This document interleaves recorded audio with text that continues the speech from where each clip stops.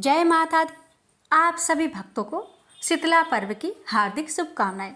शीतला माता आपकी हमारी सभी की बच्चों की रक्षा करे और भक्तों की हर मनोकामना को पूर्ण करे। प्यारे भक्तों, शीतला माता का पर्व चैत्र मास के कृष्णा पक्ष की सप्तमी या अष्टमी तिथि को मनाई जाती है। धार्मिक मान्यता के अनुसार श्रद्धा और आस्था के साथ माँ शीतला की पूजा करने से संतान को उत्तम स्वास्थ्य और दीर्घायु का आशीर्वाद मिलता है। प्यारे भक्तों, धार्मिक मान्यताओं और पौराणिक कथाओं के अनुसार शीतला सप्तमी या फिर शीतला अष्टमी पर बासी भोजन का भोग लगाने की परंपरा है, जिसे बसोरा या बसियोरा भी कहा जाता है। यह दिन ठंड के खत्म होने का प्रतीक माना जाता है। मान्यता है कि इस दिन माँ शीतला को बासी भोजन का भोग अर्पित करने से रोग से बचाव होता है और घर में सुख शांति बनी रहती है। साथ ही भक्तों को भी बासी भोजन प्रसाद के रूप में ग्रहण करना चाहिए। व्रत से एक दिन पहले शुद्धता का ध्यान रखते हुए भोजन तैयार करें और शीतला सप्तमी या फिर अष्टमी के दिन माँ शीतला को यह भोजन अर्पित करें। इसके बाद खुद भी प्रसाद के रूप में इसे ग्रहण करें। ऐसा करने से माँ शीतला प्रसन्न होती है और भक्तों को निरोग रहने का आशीर्वाद देती है और सभी मनोकामना को पूर्ण करती है। अरे भक्तों, क्या आपको पता है शीतला माता कौन है? तो आइए जानते हैं और फिर रसपान करेंगे माँ शीतला की पावन कथा। प्यारे भक्तों, शीतला माता माँ दुर्गा के एक रूप मानी जाती है और उन्हें माँ दुर्गा के शीतल रूप के रूप में पूजा जाता है, जिससे माता की कृपा से भक्तों की हर मनोकामना पूर्ण हो जाती है। हे शीतला माता, आपकी इस पावन कथा को कहने वाले और श्रद्धा पूर्वक पूरा सुनने वाले भक्तों पर और भक्तों के पूरे परिवार पर अपनी कृपा सदा बनाए रखना। तो आइए प्यारे भक्तों, अपने पूरे परिवार की मंगल कामना को करते हुए इस पावन कथा का रसपान करते हैं। शीतला माता को मानने वाले भक्त इस कथा को शेयर अवश्य करें। माता रानी सब मनोकामना को पूर्ण करे। प्रेम से बोलिए शीतला मैया की जय। किसी गांव में एक वृद्ध महिला रहती थी। उसके एक बेटा था। वह बहुत गरीब थी। उसके घर में कई बार खाने को भी कुछ नहीं रहता था। उसकी झोपड़ी भी गांव से दूर अलग बनी हुई थी। वह शीतला माता की भक्त थी तथा शीतला माता का व्रत करती थी। उसके गांव में और कोई भी शीतला माता का पूजा नहीं करता था, लेकिन उस गांव में शीतला माता का मंदिर था। एक दिन उस गांव में किसी कारण से आग लग गई। पूरे गांव में आग लगने के कारण सभी लोग आग से सुलझ जाते हैं। आग लगने से शीतला माता भी जल जाती है। वह जलन और गर्मी से वह परेशान होकर सब घर घर जाती है, पर उनको कहीं भी ठंडक नहीं मिलती, क्योंकि सारा गांव जल रहा होता था। तो माता जी कुम्हार के बाड़े में जाती है, जिससे उन्हें वहां ठंडी मिट्टी मिल सके। लेकिन कुम्हार ने बर्तन पकाने के लिए मिट्टी को आग पर चढ़ा दिया था, तो उन्हें वहां पर भी खूब जलन होती है।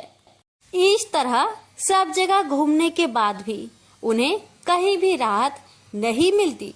तो वो गांव से दूर वृद्ध महिला के यहाँ पहुँचती है। वहां पर मिट्टी में लौटकर अपने शरीर की जलन को शांत करती है। इसके बाद थोड़ी देर आराम करने के बाद जब थोड़ी जलन कम हो जाती है, तो वह उस महिला से खाने के लिए खाना मांगती है और महिला कहती है, मैं बहुत गरीब हूँ, मैंने कुछ भी खाना खाने को नहीं बनाया। इस पर वह बोली कि कुछ भी ठंडा बासी खाना हो तो मुझे दे दो। इस पर महिला को लगता है कि माता जी उसकी हंसी उड़ा रही है। तो महिला बोलती है कि माता जी, मुझ गरीब के पास कुछ भी नहीं है, कल की बासी ज्वार की रोटी रखी हुई है। इस पर माता जी बोली कि जो है वही दे दो। खाने के बाद माता ने दही मांगा, तो इस पर महिला बोली, मेरे पास छाछ है, आप कहो तो ले आऊं। छाछ को पीकर उनको आराम मिला। शीतला माता जाते हुए उसको आशीष दिया कि जिस तरह तूने मुझे शांति और आराम दिया, वैसे ही तुझे भी शांति प्राप्त हो। ऐसा कहकर उन्होंने एक लात मारकर उस झोपड़ी को आलीशान महल में बदल दिया। किसी गांव वाले ने राजा से शिकायत कर दी कि पूरा गांव जल गया, लेकिन महिला की झोपड़ी सुंदर महल में बदल गई। उसको लगा कि जरूर महिला ने कोई जादू टोना करके ऐसा किया है। ऐसा सुनकर राजा ने महिला को अपने दरबार में बुलाया और पूछा कि जब सारा गांव जल गया तो तेरी झोपड़ी कैसे बच गई और महल कैसे बन गई? बता, तूने क्या किया? तो वो वृद्ध महिला हाथ जोड़कर बोलती कि महाराज, मैंने तो कुछ नहीं किया।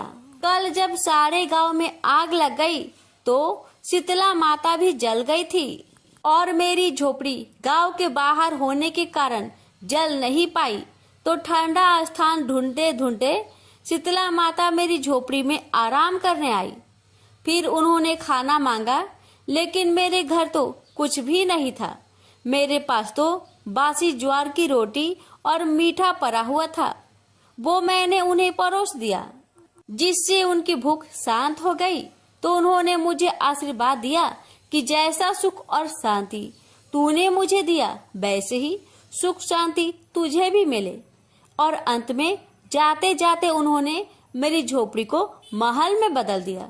इसलिए यह सब चीजें मुझे शीतला माता की कृपा से मिली हुई है। उसी दिन से राजा ने पूरे गांव में मुनादी करवा दी कि होली के बाद आने वाली सप्तमी को शीतला सप्तमी का व्रत बसोरा के नाम से जाना जाएगा और एक दिन पहले का बना हुआ ठंडा बासी खाना खाएंगे और उस दिन से सब शीतला माता की पूजा करते और बासी खाते हैं। इस कथा को पढ़ने से घर की दरिद्रता का नाश होने के साथ ही सभी मनोकामना पूरी होती है। इस कथा को सप्तमी हो या फिर अष्टमी हो, दोनों दिन श्रवण किया जाता है। प्रेम से बोलिए शीतला माता की जय।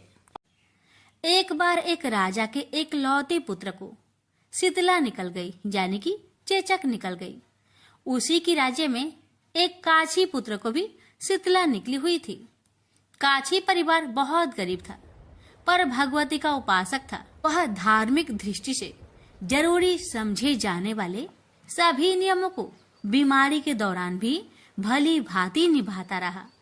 घर में साफ सफाई का विशेष ख्याल रखा जाता था। नियम से भगवती की पूजा होती थी। नमक खाने पर पाबंदी थी। सब्जी में ना तो छौंक लगता था और ना कोई वस्तु भुनी तली जाती थी। गर्म वस्तु न वह स्वयं खाता, न शीतला वाले लड़के को देता था।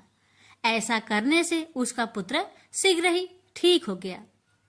उधर जब राजा के लड़के को शीतला का प्रकोप हुआ, तब से उसने भगवती के मंडप में सतचंडी का पाठ शुरू कर रखा था।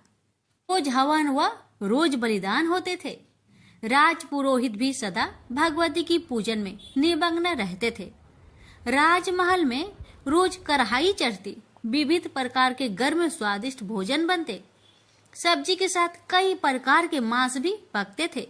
इसका परिणाम ये होता कि उन लजीज भोजनों के गंध से राजकुमार का मन मचल उठता।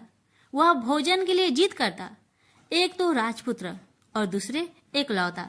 इस कारण उसकी अनुचित जिद भी पूरी कर दी जाती थी। इस पर शीतला माता का कोप घटने के बजाय बढ़ने लगा। शीतला के साथ साथ उसे बड़े बड़े फोड़े भी निकलने लगे, जिनमें खुजली व जलन अधिक होती थी। शीतला की शांति के लिए राजा जितने भी उपाय करता, शीतला का प्रकोप उतना ही बढ़ता जाता, क्योंकि अज्ञानतावश राजा के यहाँ सभी कार्य उल्टे हो रहे थे। इससे राजा और अधिक परेशान हो उठा। उसकी समझ में नहीं आ रहा था कि इतना सब होने के बाद भी शीतला का प्रकोप शांत क्यों नहीं हो रहा है। एक दिन राजा के गुप्तचरों ने उन्हें बताया कि काछी पुत्र को भी शीतला निकली थी, पर वह बिल्कुल ठीक हो गया है। यह जानकर राजा सोच में पड़ गया कि मैं शीतला की इतनी सेवा कर रहा हूँ, जब अनुष्ठान में कोई भी कमी नहीं रह रहा, पर मेरा पुत्र अधिक रोगी होता जा रहा है, जबकि काछी पुत्र बिना सेवा पूजा के ही ठीक हो गया। इसी सोच में उसे रात भर नींद न आई। श्वेत वस्त्र धारिणी भगवती ने उसे सपने में दर्शन देकर कहा, हे राजन, मैं तुम्हारी सेवा अर्चना से प्रसन्न हूँ, इसलिए आज भी तुम्हारा पुत्र जीवित है। इसके ठीक न होने का कारण यह है कि तुमने शीतला के समय पालन करने योग्य नियमों का उल्लंघन किया है। तुम्हें ऐसी हालत में नमक का प्रयोग बंद करना चाहिए। नमक से रोगी की फोरों में खुजली होती है। घर की सब्जियों में छौंक नहीं लगाना चाहिए, क्योंकि इसकी गंध से रोगी का मन वस्तुओं को खाने के लिए ललचाता है। रोगी का किसी के पास आना जाना मना है, क्योंकि यह रोग औरों को भी होने का भय रहता है। अतः इन नियमों का पालन कर तेरा पुत्र अवश्य ठीक हो जाएगा। विधि समझाकर देवी माता अंतर्ध्यान हो गई। अतः से ही राजा ने देवी की आज्ञा अनुसार सभी कार्य की व्यवस्था कर दी। इससे राजकुमार की स्नेह पर अनुकूल प्रभाव पड़ा और वह शीघ्र ही ठीक हो गया। इसी दिन भगवान श्री कृष्ण और माता देवकी का विधिवत पूजन करके मध्यकाल में स्वास्तिक पदार्थों का भोग लगाना चाहिए। ऐसा करने से पुण्य ही नहीं मिलता, बल्कि समस्त दुखों का भी निवारण होता है। तो प्रेम से बोलिए शीतला माता की जय। एक बार शीतला माता ने सोचा कि चलो आज देखूं कि धरती पर मेरी पूजा कौन करता है, कौन मुझे मानता है। यही सोचकर शीतला माता धरती पर राजस्थान के डुगड़ी गांव में आई और देखा कि इस गांव में मेरा मंदिर भी नहीं है, न मेरी पूजा है। माता शीतला गांव की गलियों में घूम रही थी। तभी एक मकान के ऊपर से किसी ने चावल का उबला हुआ पानी यानी मार नीचे फेंका। वह उबला पानी शीतला माता के ऊपर गिरा, जिससे शीतला माता के शरीर में छाले फफोले पड़ गए। शीतला माता के पूरे शरीर में जलन होने लगी।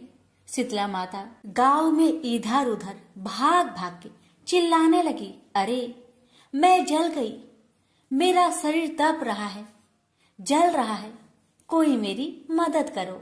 लेकिन उस गांव में किसी ने शीतला माता की मदद नहीं की। तभी अपने घर के बाहर एक कुम्हारन महिला बैठी थी। उस कुम्हारन ने देखा कि अरे ये बूढ़ी माई तो बहुत जल गई, इसके पूरे शरीर में तपन है, इसके पूरे शरीर में छाले फफोले पड़ गए हैं, यह तपन सहन नहीं कर पा रही है। तब उस कुम्हारन ने कहा, ए माँ तू यहाँ आकर बैठ जा, मैं तेरे शरीर के ऊपर ठंडा पानी डालती हूँ।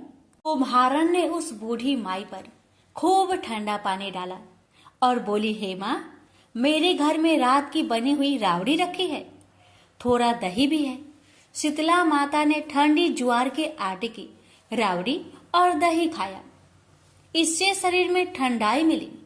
तब उस कुम्हारन ने कहा, आ माँ बैठ जा, तेरे सिर के बाल बिखरे हैं, ला मैं तेरी चोटी गुथ देती हूँ। और कुम्हारन माई की चोटी गुथने हेतु ही बालों में करती रही। अचानक कुम्हारन की नजर उस बूढ़ी माई के सिर के पीछे पड़ी, तो कुम्हारन ने देखा कि एक आंख बालों के अंदर छुपी है। यह देखकर वह कुम्हारन डर के मारे घबराकर भागने लगी।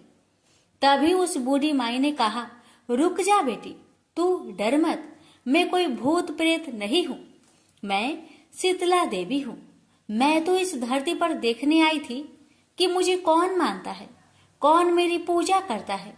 इतना कहा माता 4 भुजा वाली हीरे जवाहरत के आभूषण पहने, सिर पर स्वर्ण मुकुट धारण किए अपने असली रूप में प्रकट हो गई। माता के दर्शन कर कुम्हारन सोचने लगी कि अब मैं गरीब इस माता को कहाँ बैठाऊं। तब माता बोली, हे बेटी तू किस सोच में पड़ गई।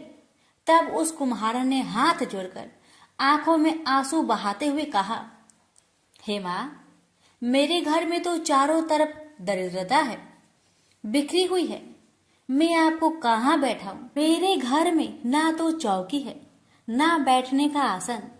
तब शीतला माता प्रसन्न होकर उस कुम्हारन के घर पर खड़ी हुई।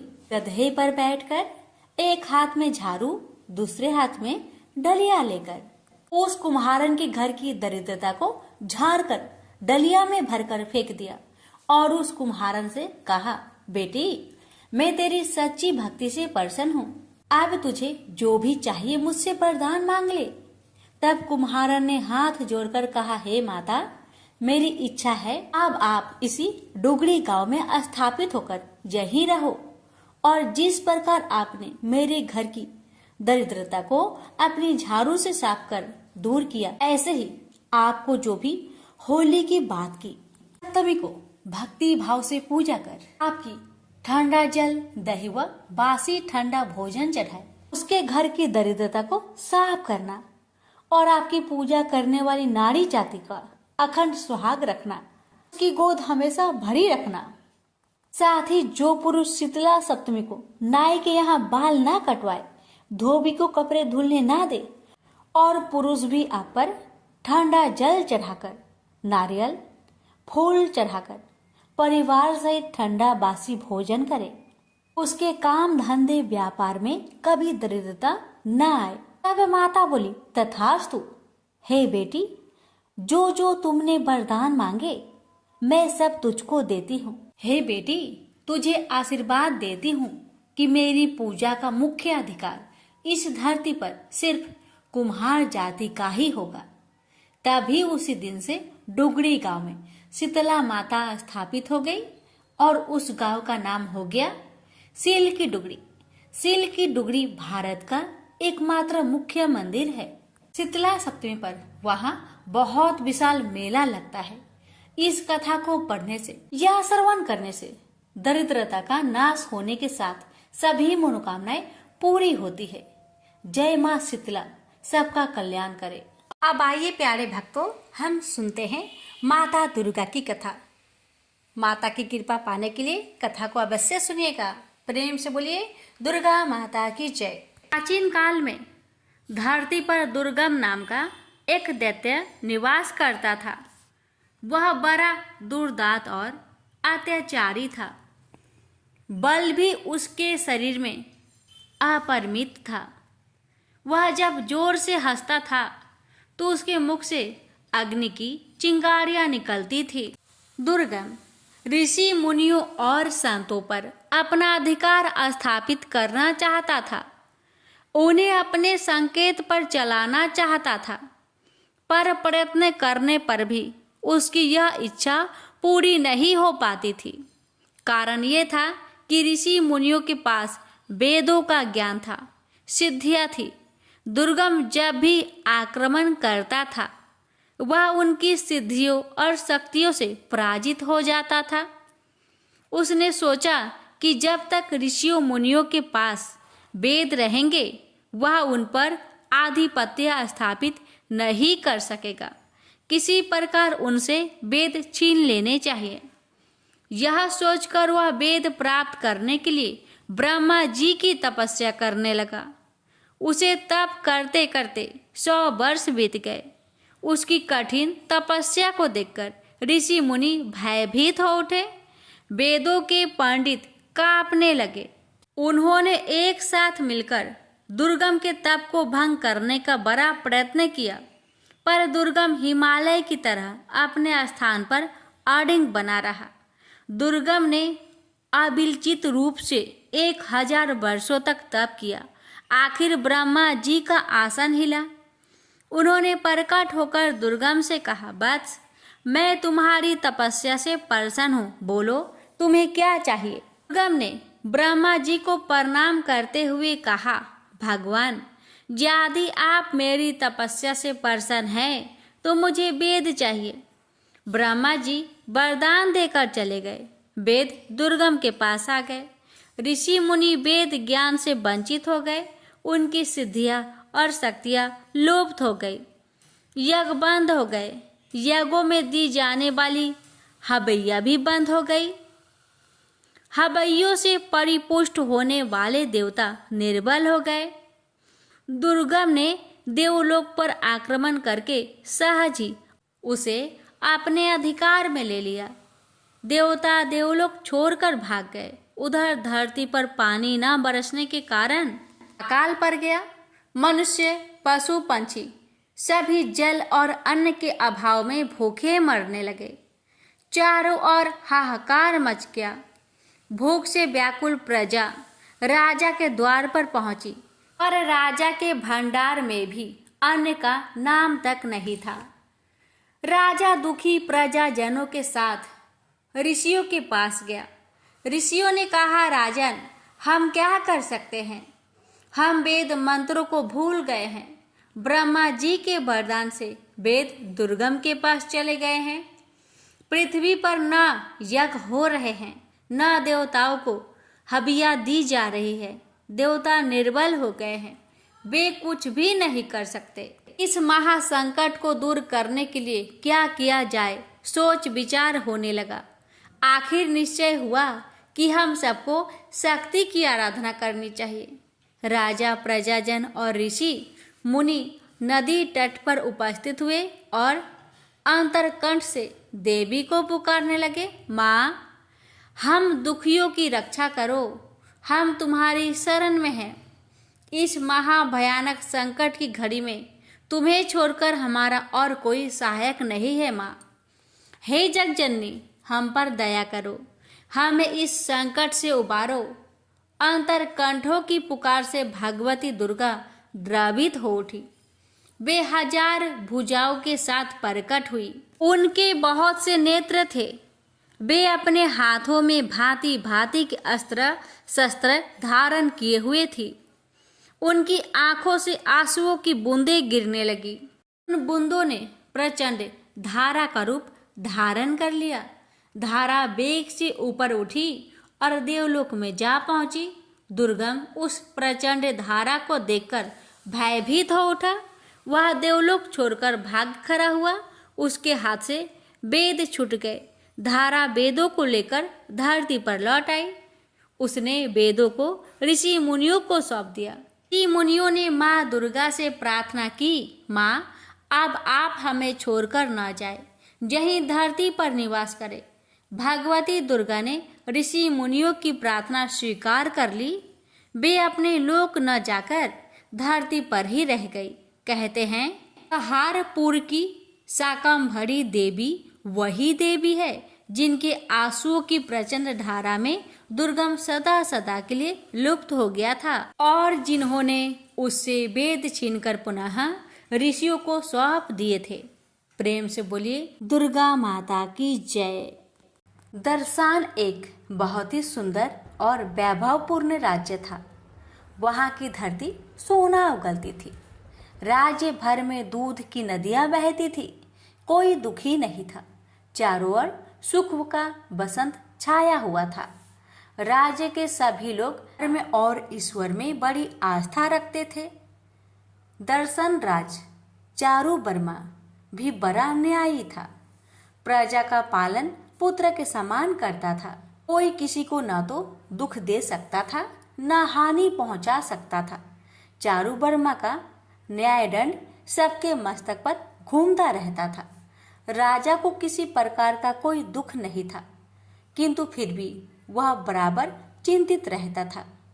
उसके कोई संतान नहीं थी। उसकी राज महिषी के हृदय में भी सदैव चिंता और दुख की लहरें उठा करती थी। राजा और रानी ने संतान पाने के लिए देवी देवताओं का पूजा आराधना की।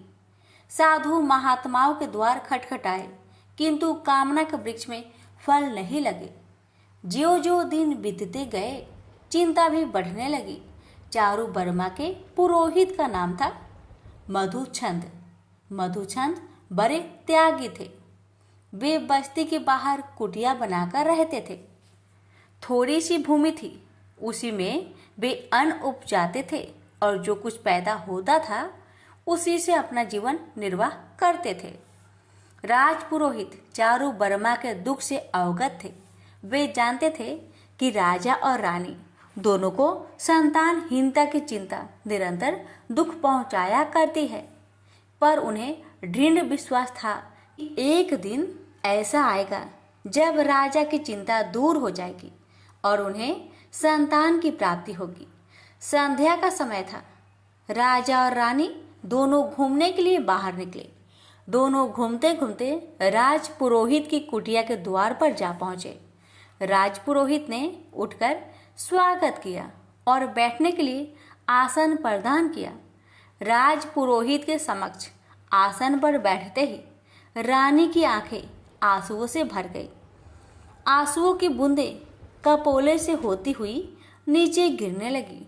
राज पुरोहित ने रानी की ओर देखते हुए प्रश्न किया, क्या बात है महारानी, आपके नेत्र से अश्रु बूंदें क्यों गिर रही है? रानी ने भरे हुए कंठ से कहा, राज पुरोहित जी, आप तो सब कुछ जानते हैं। रानी की बात सुनकर राजपुरोहित विचारों के सागर में डूब गए। वे कुछ क्षणों तक सोचते रहे, फिर बोले, महारानी आप चिंता ना करें, आप भगवती दुर्गा की आराधना करें। माँ दुर्गा की कृपा से आपकी सोनी गोद अवश्य किलकारियों से भर उठेगी। रानी उसी दिन से माँ दुर्गा की आराधना में लग गई। दिन में आराधना, रात में आराधना, खाते पीते सोते जागते हर समय माँ दुर्गा की वंदना। आखिर भगवती दुर्गा प्रसन्न हुई। सपने में प्रकट होकर बोली, मैं तुम पर प्रसन्न हूँ, मांगो क्या चाहिए। रानी ने सजल नयन से उत्तर दिया, माँ मेरी गोद सुनी है, मुझ पर कृपा करो। भगवती दुर्गा का हृदय दया से उमड़ उठा। उन्होंने रानी के मस्तक पर हाथ रखते हुए कहा, पुत्री तुम्हारी कामना अवश्य पूरी होगी। माँ दुर्गा के आशीर्वाद से रानी की कोख से एक पुत्री ने जन्म लिया। जिस प्रकार बसंत के आगमन से उजड़ी हुई वाटिका खिलखिला उठती है, बालिका के जन्म से रानी और राजा के जीवन में नई बहार आ गई। राजा ने अपनी पुत्री का नाम सुमना रखा। सुमना केवल सुमना ही नहीं थी, रूप और सुंदरता की लड़ी भी थी। जो भी देखता उसकी आंखें उसके रूप में अटक जाती। सुमना धीरे धीरे वय की सीढ़ियां लांघने लगी। वह विवाह के योग हुई। उसके रूप और सौंदर्य की मधु गंध चारों ओर छिटक पड़ी। देश विदेश के राजकुमार उसे पाने के लिए ललचा उठे। रूप वर्मा ने सुमना के विवाह का स्वयंवर रचा। देश विदेश के राजकुमार स्वयंवर में आए। सबने मन में सुमना को पाने की अभिलाषा ज्वार की तरह उठ रही थी। सुमना हाथ में बरमाला लिए स्वयंवर मंडप में घूमने लगी। उस्मान ने सोचा कि सुमना उसी के गले में बरमाला डालेगी।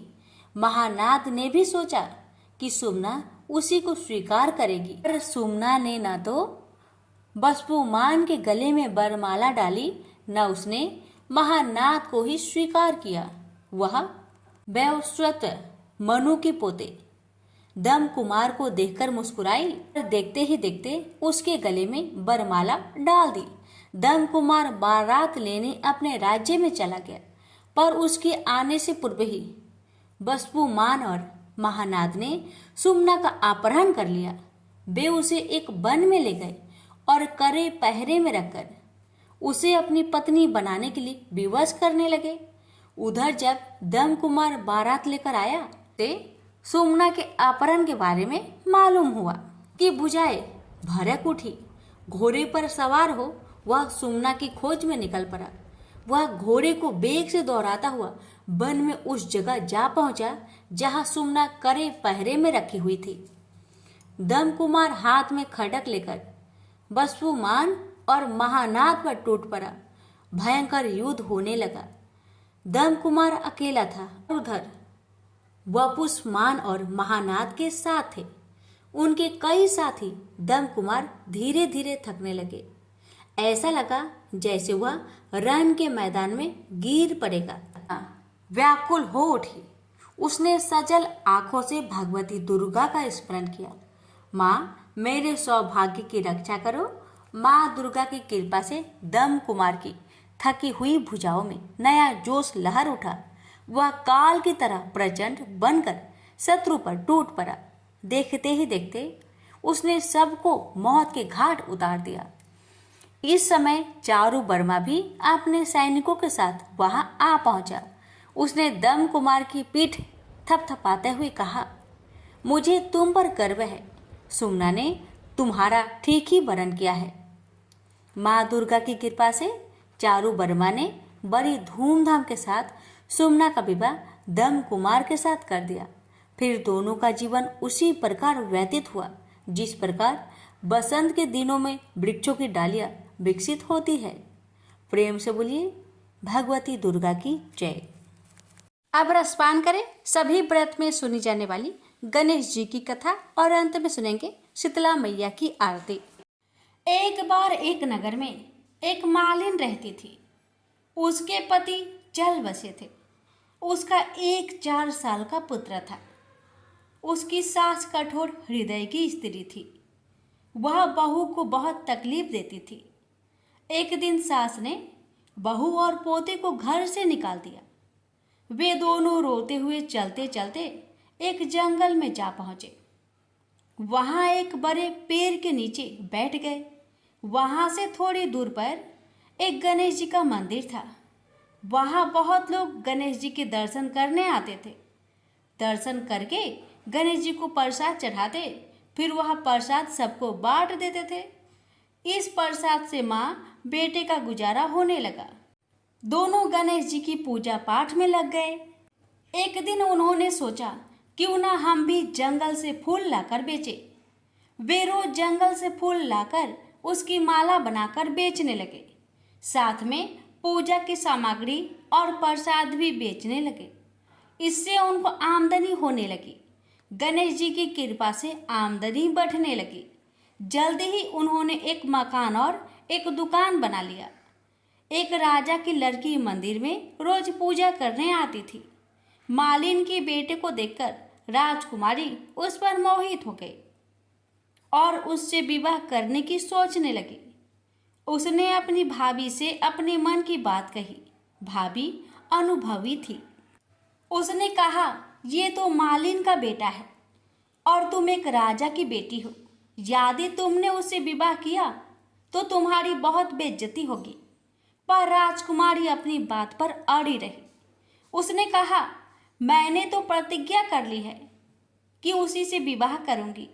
भाभी ने घर जाकर सारी बात राजा को बता दी। राजा ने मना नहीं किया और विवाह के लिए तैयार हो गए। उन्होंने बड़े धूमधाम से बेटी का विवाह मालिन के बेटे के साथ कर दिया।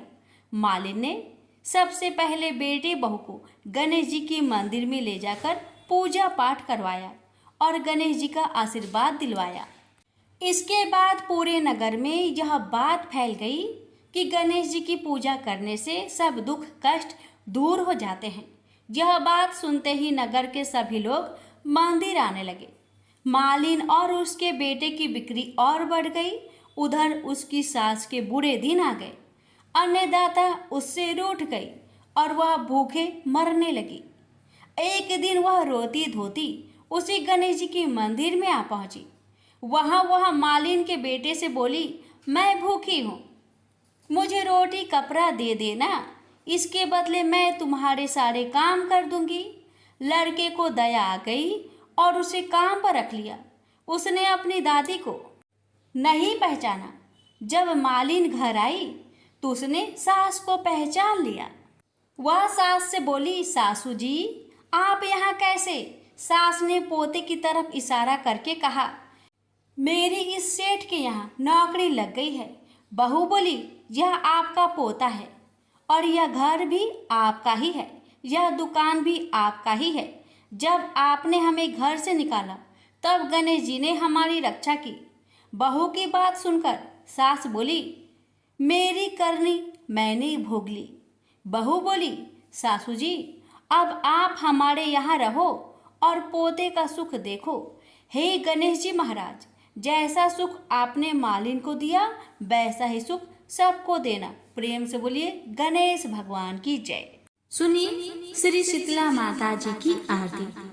ओम जय शीतला माता मैया, जय शीतला माता आदि ज्योति महारानी, आदि ज्योति महारानी सब फल की दाता। ओम जय शीतला माता।